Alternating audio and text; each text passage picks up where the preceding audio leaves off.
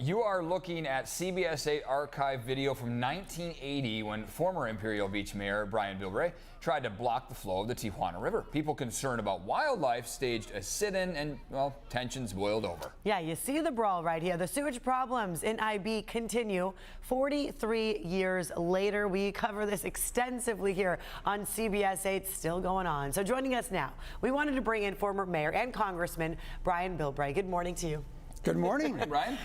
Let's go back in time. Take us back to that time in 1980, this brawl that happened. Why did you decide to take matters into your own hands?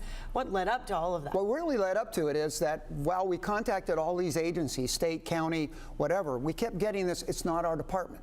Go talk to the State Department. Go talk to EPA. Go talk to the water quality. Everybody was passing the buck. So what we did is I sent a letter to all of these agencies saying, I know it's not your department or your jurisdiction, but we just want you to know on this day, on this morning, we're going to go down there with heavy equipment and we're going to dam up the sewage and try to do something about it. But we know it's not your problem.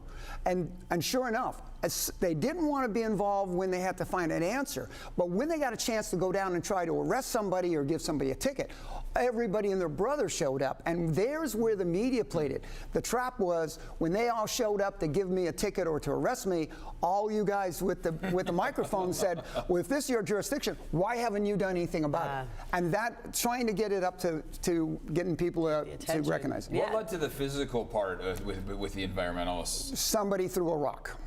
Okay. And almost hit, actually, they almost hit me in the head. Wow. And that was what. So at that point, you were defending. I didn't realize when I turned around what had happened. I had dumped the sewage basically on some of my very close friends.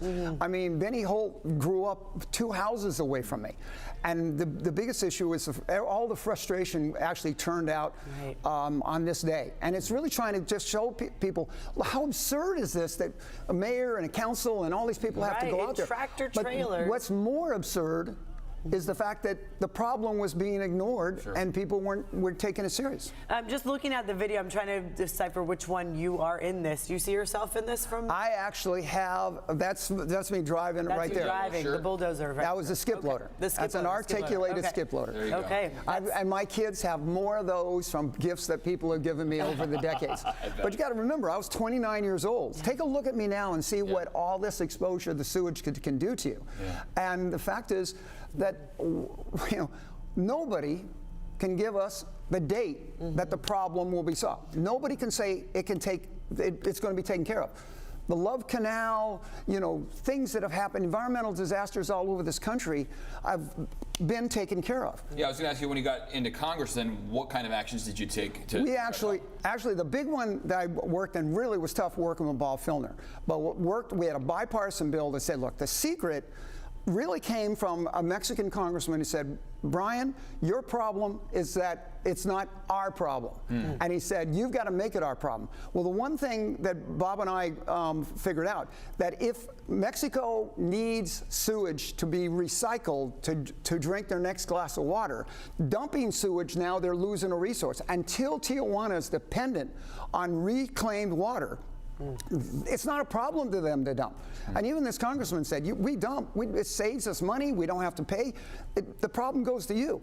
And so we went with a concept of having a company paid to go down, reclaim, and get Mexico dependent on that recycled water. And only then, when they have repercussions, do they have any reason to do it? When they need to save that gallon of sewage so they can reprocess it for the next gallon of water, then the problem's going to start being taken care of.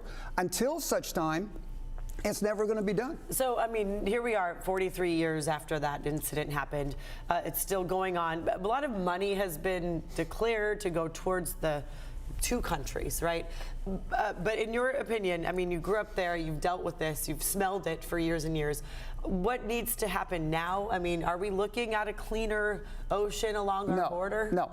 And for one big reason, none of our environmental programs in this country would have been successful if there wasn't some kind of repercussions for not hitting the standard. Nobody wants to look punitive. Everybody wants to look nice and polite.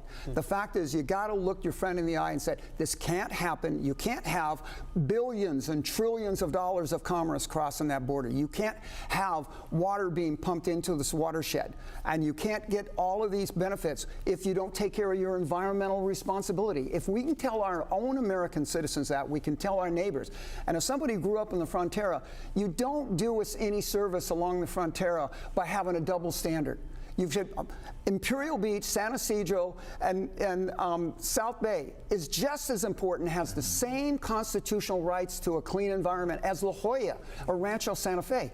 But you haven't seen it. This is 90 years, ladies and gentlemen, 90 years.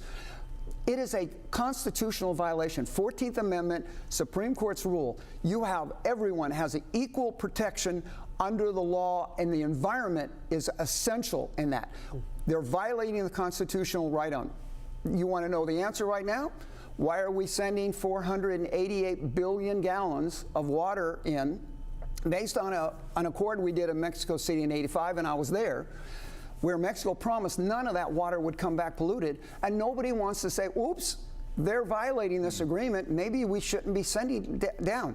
Let me propose one thing, very, very simple. Every gallon of sewage that comes across the border shows that that's a gallon that they can't handle. We reduce the amount we're sending down to them, because in reality, the water that carrying the pollution, the source of the pollution, 99.6, is water we're sending them. And then, so we shouldn't be pointing fingers at them. We should say, look, we're obviously sending you more water than you can get. I know current Mayor Paloma Aguirre very frustrated with the response, the federal response certain crises receive. She thinks this should be on the same scale that the government should be responding. Are you frustrated with the government's response, the federal government's response to the crisis there in IB? Look, I'm frustrated with the fact that there were those of us in the 80s and the people in the 30s and the 40s that thought we could build this thing out. You can't build out. You've got to be willing to say, this is the standard we're going to have, and if this doesn't happen, if we don't have the same quality as everybody else, a lot of bad things are going to happen. And you got to tell the Chamber of Commerce right to their face, all that business and all that commerce across the border could stop tomorrow. Because we have one major outbreak from this. You watch all the politicians start screaming bloody murder and say shut stuff down after the event has happened. This is a ticking time bomb. This is a biological threat that we need to address. And you know, we just went through 9/11 in this country, and I don't mean to overdo it, but it's interesting how after these crises, all the politicians are willing to do what it takes to get it done. This one, when you start seeing kids in the school and we have major illnesses, major breakouts, then they're going to say, how can we have allowed all this water to go down and cause this pollution? And we should start right now by just reducing how much water we're sending. It doesn't take $1 billion to just stop contributing to the problem from our side. Congressman, thanks so much for coming in. Thank you very much for having a chance. And thanks for catching up with us.